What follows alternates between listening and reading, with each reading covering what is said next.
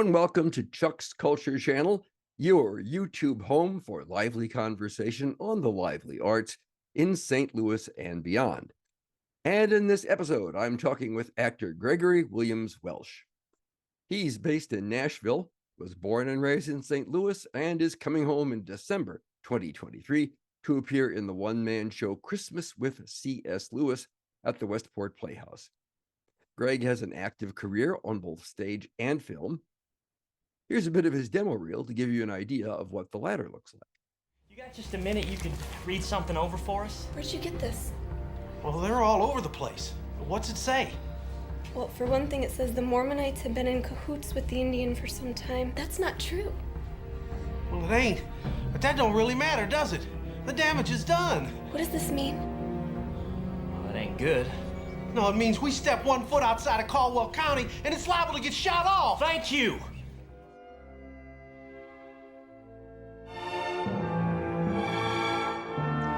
Remember, man, that you were dust, and to dust you shall return. For thine is the kingdom, the power, and the glory, now and forever and ever. Amen. And Abraham answered and said, Now behold, for I have ventured to speak unto the Lord.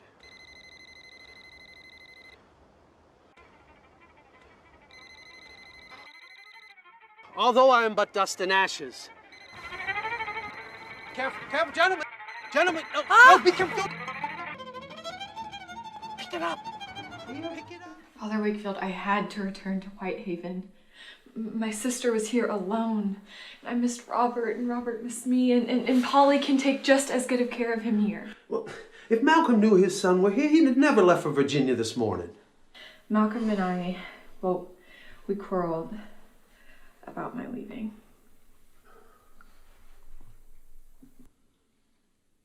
What if the Union invades? If that were to happen, I promise I would send Polly and Robert back before the battle. Please, please let me remain and continue to serve our cause.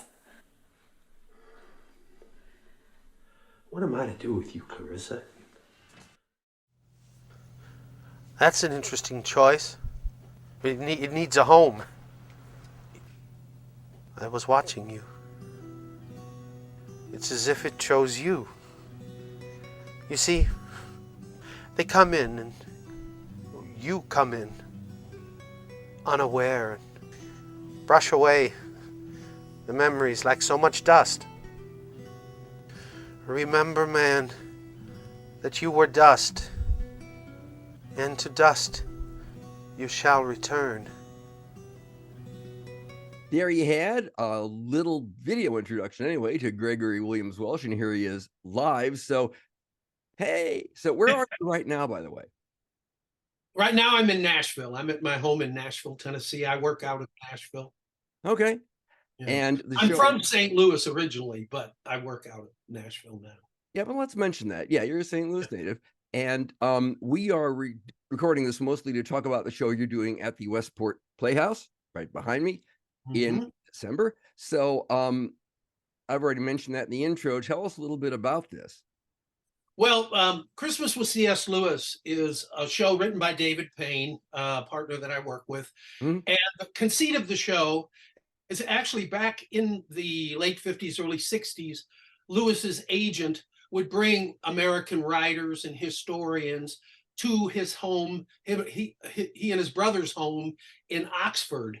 They called it the Kilns, and they would sit down in the living room, and Lewis would talk about his writing, his history, his life, Tolkien, all, his everything. Just talk about his life and writing for these tourists, these people that would come from the States. So the conceit of the show for this one is this group of American writers and historians who are in Oxford, going to celebrate Christmas in Oxford, and then see the sights, some important castles and such. So they come to Lewis's, and the leader has said, could you give them a little background on English Christmas? And, just an informal chat about his life and Christmas in England and how it's changed over the years and historical facts, and just generally a friendly chat with these folks, which was actually what happened back in the day. And that's the conceit of the show. Okay. And, he's in his living room, And the interesting thing is since it's a living room, there is really, as an actor, it's not a fourth wall, because the audience is actually the people in the living room. Right. We'll even have them, we'll keep the lights at 20 or 30 in the house so that we can interact with the people as if they don't speak, of course, but I mean, as you can connect Hopefully with not them. anyway. Yeah, really. Though I did have one, I was doing this another show, An Evening with C.S. Lewis, and I asked, I was on the cover of Time magazine. Anyone see it? And a woman went, yes, I saw it. Oh, how nice. So yeah, but that's really interesting. And it's a wonderful give and take between the audience and Lewis. It makes it much more personal and actually puts him in the living room, so to speak. So why C.S. Lewis, I guess, would be my first question. Well, I started working with David Payne, who's kind of a C.S. Lewis expert. He wrote An Evening with C.S. Lewis, and I auditioned and got cast as J.R.R. Tolkien. David would play C.S. Lewis, and I'd play J.R.R. And we did that at the Westport back in June of 2019, right after the Blues won the Stanley Cup. And so I started working with David, and we get along so well. We've traveled and such. And David is now, I think he just turned 82. So he's been doing An Evening with C.S. Lewis. The producers, Emery there in St. Louis, asked about his Christmas show. So we've done that. And he does Churchill, and we do Lewis and Tolkien. And he has another show he's written called Weep for Joy, which is a story of Lewis and his wife, Joy. Oh. And I play his brother Warnie in that show. So as I got to know David, and he's getting ready, he's starting to pull back a little bit, at 80, he lives in England, come over and be on the road. It's getting a little taxing. So I've been I've done Evening with C.S. Lewis several times. I did Christmas last year. Now David was out doing Christmas last year too. We actually have 3 actors, and will again this year, all over the country doing it. But then, and he's done Churchill, and now I've learned Churchill, and I just did my first in Sioux Falls last weekend. I did Churchill. So it's just kind of slowly coming over, and I've been a fan of Tolkien and C.S. Lewis for a long time. I went to St. Lucie High there in St. Louis, and that was a part of the Jesuit education, the Lord of the Rings and the Hobbit. All of that was in there. So I've been a big fan, and it's just been a real privilege to get to play them. They're very, very interesting characters, the two of them, Tolkien and C.S. Lewis, and well known, but still very popular from people from 9 to 90. Well, C.S. Lewis, of course, is best known, I guess, for his fantasy novels. You mentioned Narnia, the Perelandra novels, and so on. I don't know how well he's known for all the other things he did, though, because that was just one part of his creative output, right? There was much more to him than that. Oh yes, he wrote many a book. He was like a Christian philosopher, so he wrote many different books, and even during World War II, he gave talks on the BBC, like during the bombing, Christian talks. To the people, like his Churchill was giving one, later Lewis would give one. So yeah, his depth and breadth of his writings, the fantasy stuff and is one part of it, the part that people know, but there's a lot more and a lot deeper.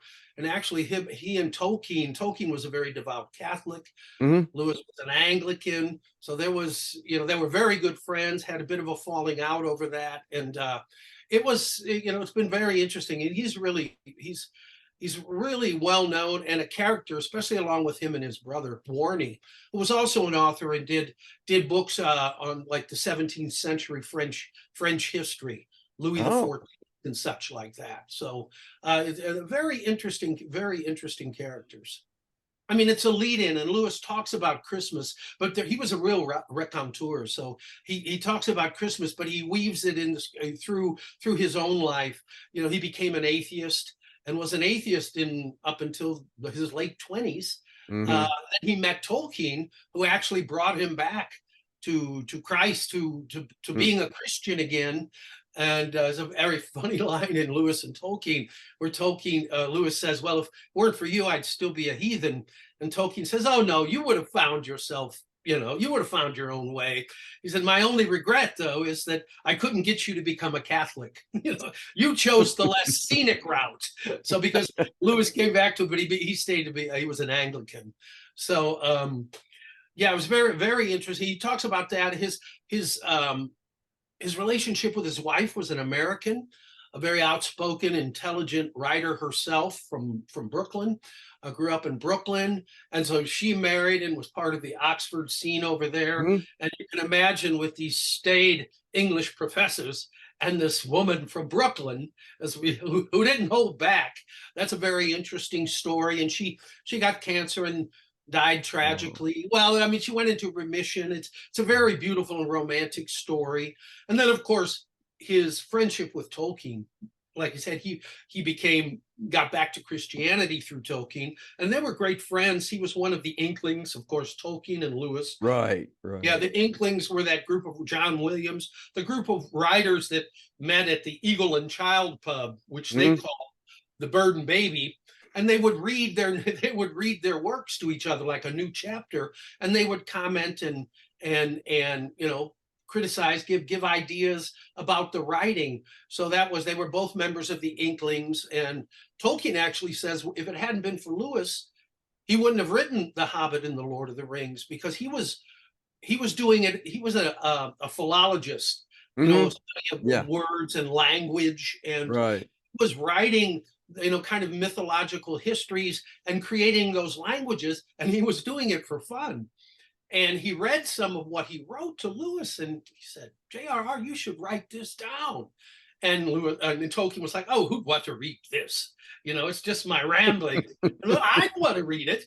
And so he wouldn't have written, but Lewis kept at him until finally wrote it down. And I mean, it took 12 years to write The Lord of the Rings, as you can imagine. I can well imagine, yes. Yeah, I mean, and The Hobbit, and he kept at him and read it, and they changed literature. Now, here's something I want to throw in just right at the end here, is that, of course, Tolkien and Lewis were both Christians, but some radicals have given Christianity kind of a bad name lately. And I guess I would like to emphasize that C.S. Lewis was certainly not the kind of Christian, I should use Christian in quotes, that one sees so active on the political stage here in the USA these days. Oh, exactly. Well, he was the antithesis. Would have, in fact, there was some of that even back in that he spoke out against that use of Christ and Christianity politically. He's a very mystic Christian, is what he called, you live the Christ life, and you do that. You don't talk about it, you do. And yeah, that's what is going on today in the United States is just heresy and blasphemy, as far as I'm concerned. I mean, I have an aunt who was a nun, and I grew up Catholic here in St. Louis, so I'm very, very versed in and what is going on is just crazy. And it's funny because I run a little radio station here in Nashville, Radio Free Nashville, and so I'm up on the media, and I get stuff, and there's a lot of those kind of extremist right-wing Christians. I get stuff, and they're using Lewis, as the Lewis the Christian, and it's just not right, because he would not cotton to any of that. It was the exact opposite of what he believed on so many levels. Well, Gregory Williams Welsch, thanks so much for taking some time. I know we had to reschedule this on an emergency basis because I forgot about it. But thanks so much. Thanks so much. Oh, no, thank you so much, Charles. I really appreciate the time. It was wonderful to talk with you. Okay, very good. You have a good day, and I guess we will see you when you're here in December. Be there or be square. Yeah. Okay. Bye-bye. Okay. And all of you, everybody out there on the internet, spread the word about Chuck's Culture Channel. Tell your friends, tell your enemies. What the hell? The more the merrier. Yeah, the more the merrier. Let's get more viewers for this channel. I'll see you next time. Bye-bye.